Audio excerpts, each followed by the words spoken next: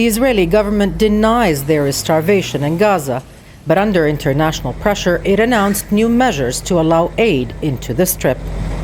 Israel's notoriously random restrictions, bureaucratic delays, visa cancellations, and targeting of aid convoys have caused tons of food aid to spoil at the border. When a society is destroyed so systematically over such a sustained period, it gets to a place where the harms are so deep, so complex, and so intertwined that the death rate escalates, and bringing it back is not simply a question of distributing rations. Aid organizations need to bring in at least 500 to 600 aid trucks into Gaza every day, carrying food, medicine, hygiene products, fuel, and other critically needed supplies. The number allowed under the new measures is a fifth of that.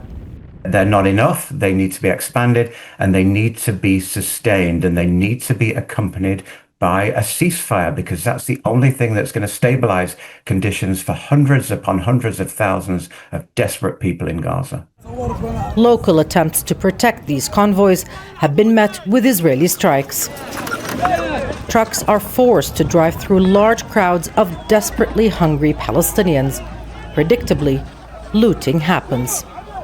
Israel created this catastrophic humanitarian crisis, razing agricultural fields, prohibiting fishing, and obstructing UN aid agencies. Now and again, Israel offers alternatives that do not resolve the crisis it created in the first place. Like food aid drops, inefficient and expensive, 5 airdrops offer the equivalent of 1 truckload if the pellets fall within people's reach without harming civilians in the process.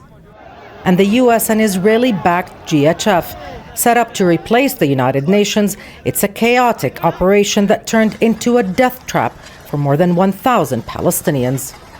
Experts say the starvation Israel engineered took months to set in. It will need a lot more than a trickle of aid over a few days to reverse. Words and smokescreens will not stop the imminent threat of mass deaths by starvation in Gaza. Nour, Odeh, Jazeera, Amman. Make sure to subscribe to our channel to get the latest news from Al Jazeera.